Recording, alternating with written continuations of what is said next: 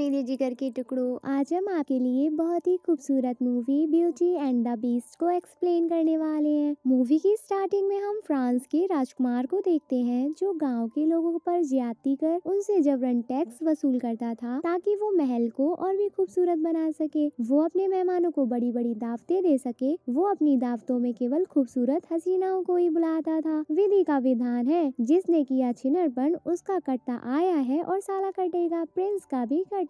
वहीं एक रात बाहर काफी तेज तूफान आ जाता है, तो उस तूफान से बचने के लिए एक बूढ़ी अम्मा प्रिंस के महल में शरण लेने आ जाती हैं। वो प्रिंस के सम्मान में प्रिंस को एक रोज गिफ्ट करती हैं। चूँकि वो काफी एजिड होती हैं, तो वो दिखने में काफी ज्यादा ही बदसूरत और उनकी कंडीशन भी काफी ज्यादा खराब होती है। प्रिंस उसकी बदसूरत शक्ल और उसकी खराब कंडीशन पर जोर जोर से हंसता है। वो उसका मजाक बनाता है। वो उसे कहता है, ए बुढ़िया चल निकल यहाँ से। प्रिंस बूढ़ी अम्मा की इंसल्ट करके उसके रोज को वहीं फर्श पर फेंक देता है। बूढ़ी अम्मा प्रिंस को समझाती है कि खूबसूरती कभी भी इंसान के शक्ल पर नहीं होती, बल्कि वो इंसान के दिल उसके बर्ताव में होती है। प्रिंस उसकी प्रेशियस बातों को इग्नोर कर देता है। वो उसकी एक नहीं सुनता। तभी एकदम से देखते ही देखते वो बूढ़ी औरत एक बहुत ही खूबसूरत लड़की एक जादूगरनी में बदल जाती है। असल में ये जादूगरनी एक बुढ़िया का रूप लेके प्रिंस को परखने आई थी। जादूगरनी समझ जाती है कि प्रिंस बहुत बड़ा अय्याश है, उसके दिल में प्यार व्यार कोई फीलिंग्स नहीं है। वो उसे श्राप दे देती है कि ए प्रिंस, जब तेरे दिल में प्यार के लिए कोई जगह ही नहीं है तो तू एक जानवर है, एक जानवर है। ये कहती हुई जादूगरनी अपने मैजिक से प्रिंस को एक खूंखार जानवर यानी कि एक बीस्ट में बदल देती है। प्रिंस घुटनों के बल झुक के उस जादूगरनी से मिन्नतें करता है कि वो उसे माफ कर दे, वो ऐसा ना करे। अब जादूगरनी उसकी एक नहीं सुनती। धीरे धीरे वक्त के साथ साथ जादूगरनी के श्राप की वजह से जितने भी लोग राजकुमार को जानते थे वो उसे भूलने लगे। असल में जादूगरनी ने प्रिंस को जो गुलाब का फूल दिया था वो कोई ऑर्डिनरी फूल नहीं था, वो एक जादुई फूल था। वहीं ये जादू भी तभी खत्म होगा जब प्रिंस को उस रोज की आखिरी पेटल्स यानी आखिरी पंखुड़ी गिरने से पहले किसी से प्यार हो जाए और वो भी प्रिंस से प्यार करे। वहीं अगर पंखुड़ी गिरने से पहले प्रिंस ने प्यार करना नहीं सीखा तो प्रिंस कभी भी इंसान नहीं बन पाएगा। वो हमेशा के लिए एक खूंखार जानवर यानी कि एक बीस्ट बन जाएगा। समय के साथ साथ काफी साल बीत जाते हैं, लेकिन उस महल में कोई भी नहीं आता। वहीं पास के गांव में एक बहुत ही प्यारी सी लड़की रहती है जिसका नाम बेल होता है। बेल को प्यार मोहब्बत की किताबें पढ़ने लिखने का बहुत शौक होता है। वहीं अगर बेल के पिता की बात करें तो वे एक टॉय मेकर होते हैं। वहीं उस गांव में एक लड़का भी रहता है जिसका नाम गैस्टोन होता है। गैस्टोन बेल को बहुत पसंद करता है, वो उससे शादी करना चाहता है। वो बेल को इम्प्रेस करता ही रहता है, लेकिन बेल उसे कोई भाव नहीं देती। वो शादी करना नहीं चाहती क्योंकि वो बहुत ही नीच और चिरांड किस्म का व्यक्ति होता है। वहीं एक दिन बेल के पिता शहर जा रहे होते हैं। फिर जब वो अपने काम को खत्म करके जंगल से वापस घर लौट रहे होते हैं तो रास्ते में मौसम खराब होने की वजह से उनके रास्ते में बिजली गिर जाती है और आग लग जाती है। इस पर बेला के पिता एक दूसरा रास्ता ले लेते हैं, लेकिन तभी कुछ दूरी पर चलकर उन्हें जंगल से भेड़ियों की आवाज सुनाई देने लगती है। बेल के पिता को खतरा फील होने पर वो वहाँ से अपने घोड़े को दौड़ा देते हैं। रास्ते में भेड़िए उन पर अटैक करते हैं, लेकिन वो किसी तरह से वहाँ से बचकर एक पुराने महल की तरफ आ जाते हैं और ये महल बीस्ट का ही होता है। वहीं जब बेल के पिता अंदर महल को जाते हैं तो उन्हें वहाँ अंदर कोई भी दिखाई नहीं देता, लेकिन उन्हें महल से आपस में बात करने की आवाजें सुनाई दे रही होती हैं। वहीं फिर जब वो महल में आगे बढ़ते हैं तो उन्हें डाइनिंग टेबल पर एक बढ़िया खाना राजमा चावल दिखता है। साथ ही वहाँ पर कैंडल्स भी जल रही होती हैं। राजमा चावल देखकर बेल के पिता खाने पर टूट पड़ते हैं। आज तो भैया दबा कर खाएंगे। तभी हम व्यूअर्स अचानक से चौंक जाते हैं क्योंकि टेबल पर जो कप होता है वो बेल के पिता से बातें करने लगता है। बेल के पिता को लगता है कि ये कोई घोस्ट है जो उन्हें डराने की कोशिश कर रहा है, इसलिए बेल के पिता कब से कहते हैं मैं तुमसे नहीं डरता, और अगले ही पल उनकी फट जाती है और वो वहाँ से भाग जाते हैं। असल में इस महल में जितना भी कीमती सामान होता है ये सब इंसान थे, लेकिन जादूगरनी के श्राप की वजह से ये सब किसी न किसी चीज में बदल गए थे। बेल के पिता भागते हुए एक गार्डन में आ जाते हैं। वो देखते हैं गार्डन में बहुत ही खूबसूरत रोज लगे हुए हैं। बेल ने भी उनसे एक रोज मंगवाया था। वो वहाँ से एक गुलाब का फूल तोड़ लेते हैं। तभी एकदम से वहाँ पर बीस्ट आ जाता है। वो बेल के पिता को दबोच लेता है। बीस्ट उन्हें उसके गार्डन से फ्लावर चोरी करने के लिए पनिशमेंट देता है और डैडी जी को एक तहखाने में बंद कर देता है। इधर बेल के पिता का घोड़ा महल से भाग जाता है और सीधा बेल के पास घर आ जाता है। वहीं जब बेल देखती है कि घोड़ा अकेला आया है और उसके पिता साथ नहीं लौटे, बेल समझ जाती है कुछ तो गड़बड़ है, डैडी जी किसी मुसीबत में हैं। इसलिए बेल अपने डैडी जी ढूंढने के लिए उस घोड़े पर बैठ बैठ जाती है। वो घोड़ा सीधा बेल को घर से महल ले आता है। घोड़ा बहुत समझदार होता है। वहीं जब बेल महल के अंदर जाती है तो उसे वहाँ पर कोई भी दिखाई नहीं देता। बेल अपने डैडी को आवाज लगाती है लेकिन उसे कोई जवाब नहीं मिलता।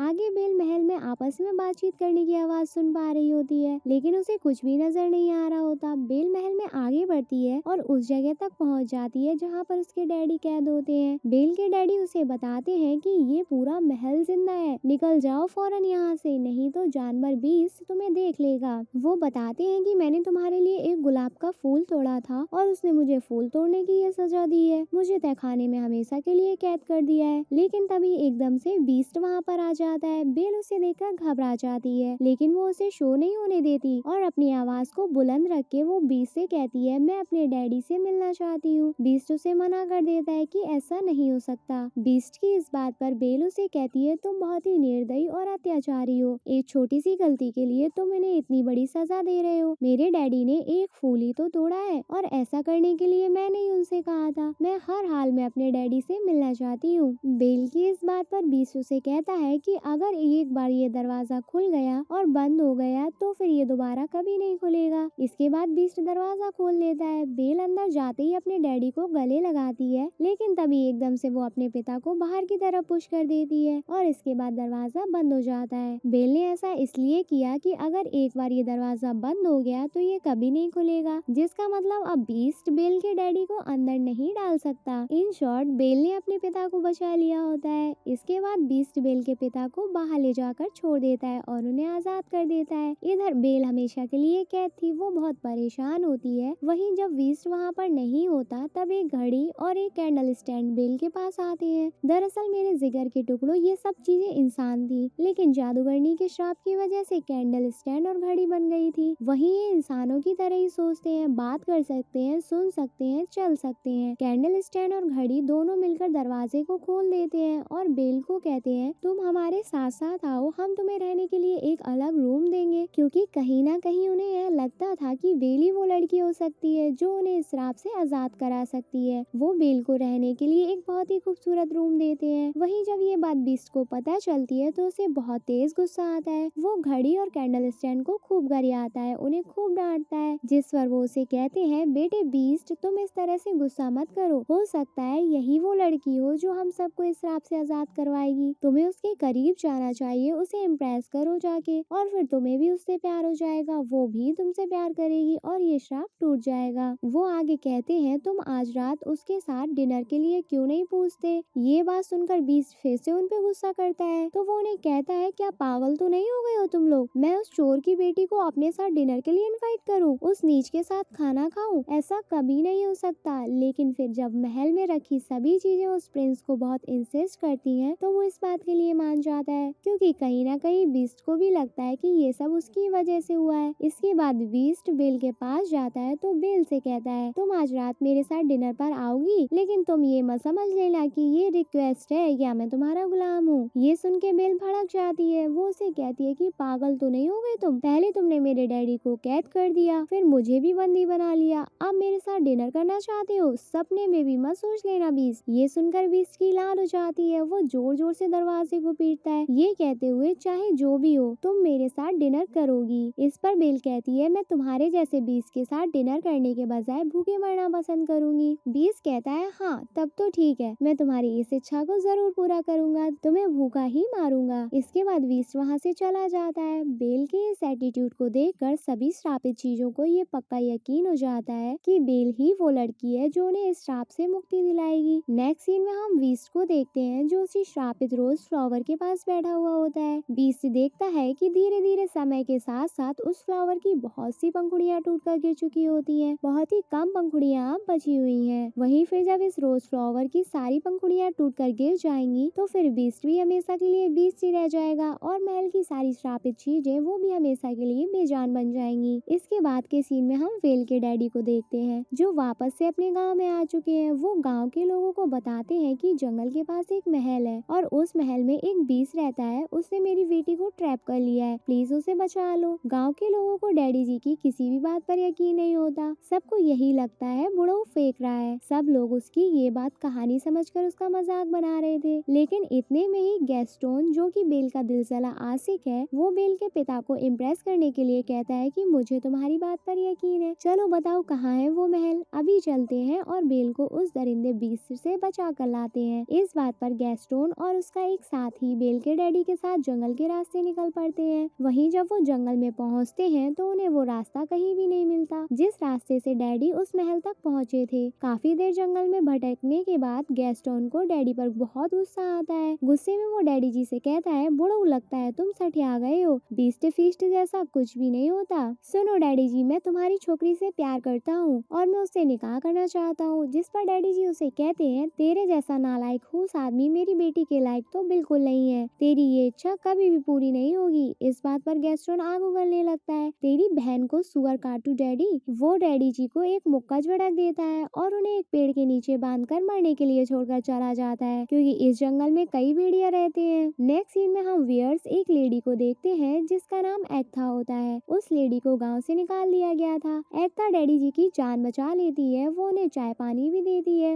इधर महल में हम बेल को देखते हैं जो कि टहलते हुए महल में उस रोज फ्लावर तक आ जाती है। बेल उस फ्लावर को टच करने वाली ही होती है कि तभी एकदम से बीस्ट वहाँ पर आ जाता है। बीस्ट बेल को फ्लावर छूने से रोक देता है। वो उस पे गुस्सा करता है, पागल वागल है क्या, तुम्हें पता भी है कि तुम अभी क्या करने वाली थी, अभी सब के सब मारे जाते, चल भाग महल से मेरे, निकल जाए यहाँ से। इस पर बेल रोते हुए महल से निकल जाती है। वहीं फिर जब बेल घोड़े पर बैठकर जंगल से होकर निकलती है तो वहाँ पर बहुत से भेड़िया आके बेल को हर तरफ से घेर लेते हैं। बेल भी घबरा जाती है, लेकिन तभी एकदम से बेल की हेल्प करने के लिए बीस्ट वहाँ पर आ जाता है। वो सारे भेड़ियों को वहीं बिछा देता है, लेकिन इस सब में वो खुद भी बहुत जख्मी हो जाता है। मौका देखकर बेल वहाँ से जाने लगती है, लेकिन तभी बेल नोटिस करती है कि बीस्ट की बत्ती बुझ गई है। बीस्ट ने बेल की जान बचाई है तो बेल बीस्ट के पास जाती है। वो उसे कहती है, मैं तुम्हें उठा नहीं सकती, तुम्हें हिम्मत करके खुद ही उठना है, तुम कर सकते हो। बेल उसे हिम्मत देती है तो बीस्ट बड़ी मुश्किल से खड़ा हो पाता है। इसके बाद बेल उसे अपने घोड़े पर बिठाकर महल वापस ले आती है। वहीं बेल को महल में देखकर सारी श्रापित चीजें खुशी से झूम उठती हैं, क्योंकि महल में सभी बेल को बहुत पसंद करते थे। वो चाहते थे बेल और बीस्ट एक दूसरे से प्यार करने लगे, एक दूसरे को दिल से चाहने लगे ताकि ये श्राप खत्म हो जाए। वहीं जब बेल महल में इनके श्राप का कारण पूछती है तो वो बेल को ये नहीं बताते कि वो इस श्राप से कैसे आजाद होंगे, बल्कि बस इतना बता देते हैं कि जब उस फ्लावर की आखिरी पंखुड़ी गिर जाएगी तो हम सब ऐसे ही रह जाएंगे, बेजान हो जाएंगे और बीस्ट भी हमेशा के लिए बीस्ट ही रह जाएगा। इधर बेल बीस्ट का पूरा ध्यान रखती है, उसकी पट्टी करती है। वहीं अगली सुबह जब बीस्ट लेटा हुआ होता है तो बेल उसके सामने एक कविता पढ़ती है। असल में बेल को बुक्स, पोएट्री और लिटरेचर में काफी ज्यादा इंटरेस्ट होता है। वहीं बेल की इस कविता को बीस्ट पूरा करता है। इस बात से बेल को काफी ज्यादा आश्चर्य होता है। बेल बीस्ट से पूछती है कि क्या तुम्हें भी किताबों में, पोएट्री में इंटरेस्ट है, क्या तुम भी पढ़ते रहते हो। बेल की इस बात पर बीस्ट कहता है कि मैं लव स्टोरी, प्यार व्यार, मोहब्बत, इन सब की बुक्स और पोएट्री नहीं पढ़ता, लेकिन मेरी एजुकेशन काफी अच्छी है, इस वजह से मुझे लिटरेचर और पोएट्री की काफी अच्छी नॉलेज है और समझ है। इस बात पर बेल कहती है कि मुझे तो प्यार व्यार, मोहब्बत की कहानियाँ बहुत पसंद है। इस पर बीस्ट बेल से कहता है, हाँ वो तो तुम्हारे चेहरे से ही दिखता है। बीस्ट आगे कहता है, अगर तुम्हें पढ़ने का इतना चस्का है तो तुम कुछ अच्छा क्यों नहीं पढ़ती। इसके बाद बीस्ट बेल को अपने साथ लाइब्रेरी में लेकर जाता है जो कि बहुत बड़ी थी और वहाँ पर बहुत ज्यादा बुक्स थी। बेल उन किताबों को देखकर काफी ज्यादा एक्साइटेड हो जाती है, क्योंकि गाँव में पढ़ने के लिए मुश्किल से ही किताबें मिल पाती थी। वहीं बीस्ट बेल से कहता है कि तुम चाहो तो हमारे साथ महल में रह सकती हो, किताबों को पढ़ सकती हो। बीस्ट की इस बात से बेल काफी ज्यादा खुश हो जाती है। वहीं फिर जैसे जैसे समय बीतता है ये एक दूसरे के साथ काफी ज्यादा टाइम स्पेंड करते हैं, एक दूसरे के नजदीक आ जाते हैं, दोनों में अच्छी दोस्ती भी हो जाती है, दोनों साथ मिलकर खाना खाते हैं, साथ गाना गाते हैं। इधर कैंडल स्टैंड बीस्ट से कहता है कि तुम्हें अपने दिल की बात बेल से कह देनी चाहिए कि तुम उससे सच्चा प्यार करते हो। इस पर बीस्ट उसे कहता है कि वो मुझसे कभी भी प्यार नहीं कर सकती। इसके बाद महल की सभी श्रापित चीजें बीस्ट को समझाती हैं, उसे कंसोल कर लेती हैं। इसके बाद ये सभी बीस्ट को बढ़िया तैयार करते हैं। दूसरी तरफ बेल को भी अच्छे से तैयार किया जाता है। इसके बाद ये हॉल में आते हैं और एक साथ डांस करते हैं। दूसरी तरफ बेल के डैडी वापस से अपने गांव में आ जाते हैं। वो गांव वालों को बता देते हैं कि गैस्टोन बहुत बड़ा सीटियाबाज, हरामी प्रवृत्ति का इंसान है। वो उस पे आरोप लगाते हैं कि गैस्टोन ने उन्हें जंगल में बांधकर भेड़ियों के बीच में मरने के लिए छोड़ दिया था। वहीं डैडी जी के साथ एग्था भी होती है जिसने जंगल में उनकी जान बचाई थी। वहीं गैस्टोन पूरी इल्जाम उल्टा डैडी जी पर ही डाल देता है, ये कहते हुए कि ये बुढ़ऊ झूठ बोल रहा है, इनका मेंटल बैलेंस खराब है। वहीं एग्था ये खुद यहाँ से भगाई हुई थी, इसकी गवाही कोई मायने नहीं रखती। इधर गैस्टोन का साथी भी उसके फेवर में गवाही देता है कि ये बुढ़ऊ झुट्टा है। इसके बाद सभी गांव वाले गैस्टोन की बात पर यकीन कर लेते हैं और डैडी जी को बंदी बना लेते हैं। सबको लगता है कि डैडी जी पर कोई शैतानी साया है, पागल हो गए हैं डैडी जी, बहकी बहकी बात कर रहे हैं। दूसरी तरफ महल में बेल और बीस्ट बढ़िया डांस करते हैं। वहीं बेल बताती है कि मुझे डांस करना मेरे पिता ने सिखाया था। इस पर बीस्ट बेल से पूछता है, क्या तुम अपने डैडी को मिस करती हो? बेल कहती है, बेशक, मैं उन्हें बहुत मिस करती हूँ। वहीं बीस्ट के पास एक जादुई आईना होता है जिसमें वो किसी को भी कहीं से भी देख सकता है। वो उस आईने में बेल को उसके डैड को दिखाता है। बेल देखती है कि गांव वालों ने उसके डैड को बंदी बना लिया है। ये देखकर बेल बहुत घबरा जाती है। बेल की इस परेशानी पर बीस्ट कहता है कि तुम्हें यहाँ से फौरन जाना चाहिए, उन्हें तुम्हारी जरूरत है। बेल के जाने से पहले बीस्ट उसे वो जादुई आईना भी देता है, ये कहते हुए कि जब भी तुम मुझे मिस करो तो तुम मेरे बदसूरत चेहरे को इसमें देख लेना। इसके बाद बेल इस महल से चली जाती है और बेचारा बीस्ट इतने बड़े महल में फिर से अकेला हो जाता है। वहीं बीस्ट को बेल से प्यार हो गया है, लेकिन उसने उसे आजाद कर दिया है। बेल उसकी जिंदगी से चली गई है। वहीं उसका श्राप अब कभी भी नहीं टूट पाएगा। पूरे महल में उदासी छा जाती है। दूसरी तरफ ये दिखाते हैं कि बेल अपने गांव पहुंच जाती है। वहीं जब वो देखती है कि उसके पिता को बंदी बना लिया गया है, वो सबको यकीन दिलाती है,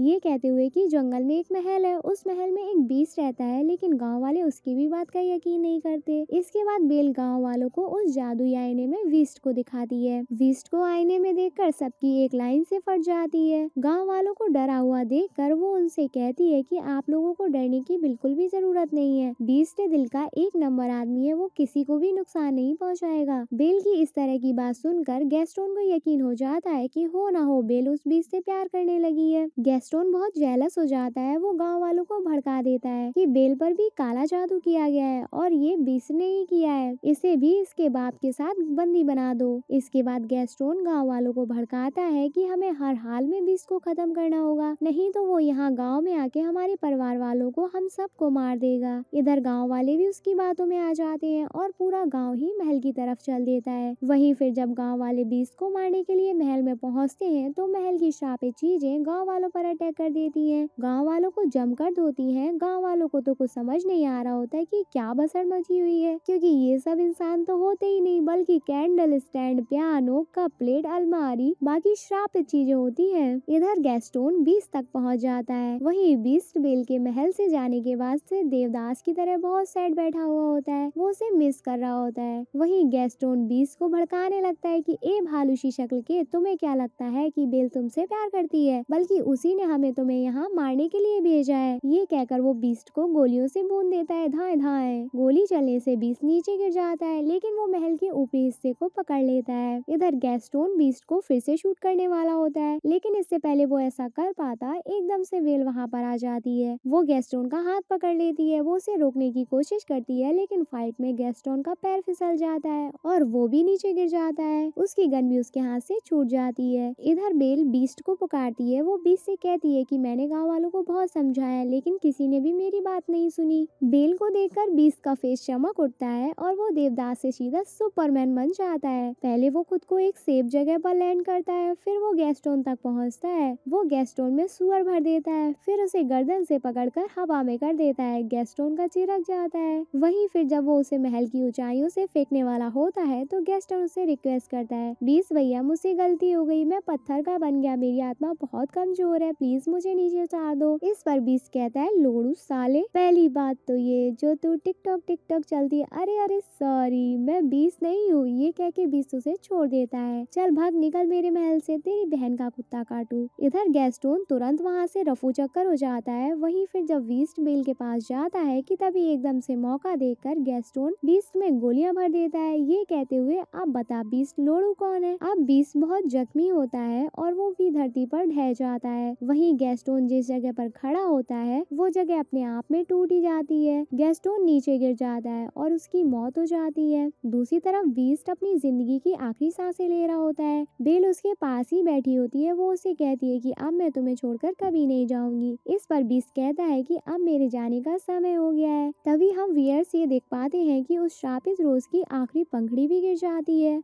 और इसी के साथ बीस्ट की भी सांसें चलना बंद हो जाती हैं। इधर महल में जितनी भी श्रापित चीजें होती हैं जो बोल सकती हैं, समझ सकती हैं, वो सब बेजान हो जाती हैं, सब खत्म हो जाती हैं। और हाँ मेरे जिगर के टुकड़ों, ये मूवमेंट वाकई में हम व्यूअर्स के हार्ट को झकझोर देता है। इधर बेल भी बीस्ट के जाने से खुद के इमोशंस को संभाल नहीं पाती, बेचारी खूब रोती है और इसी के साथ ही वो अपने प्यार का इजहार भी करती है। वो बीस्ट से कहती है, I am in love with you beast, totally completely madly. ये कह के वो बीस्ट को किस करती है। दूसरी तरफ हम व्यूअर्स एग्था को देखते हैं जो महल में आ जाती है। असल में दोस्तों वो जादूगरनी कोई और नहीं बल्कि एग्था ही होती है। वहीं फिर जब वो ये देखती है कि बीस्ट को बेल से प्यार हो गया है और वो भी उससे प्यार करती है तो ये श्राप भी खत्म हो जाता है और नेक्स्ट मोमेंट बीस्ट के चारों तरफ एक लोहो सी उठती है और देखते ही देखते वो एक खूबसूरत प्रिंस में बदल जाता है। ये देखकर बेल की खुशी का ठिकाना नहीं रहता। वहीं प्रिंस भी बेल को देखकर खुश हो जाता है। दोनों हक शक करते हैं, एक दूसरे को जबरदस्त किस करते हैं, एक दूसरे को प्यार करते हैं। वहीं महल की सभी श्रापित चीजें वो सब भी वापस से अपने इंसानी रूप में आ जाते हैं। महल में चारों तरफ जश्न का माहौल होता है, हर तरफ खुशियां ही खुशियां होती हैं। झलक दिखला जा,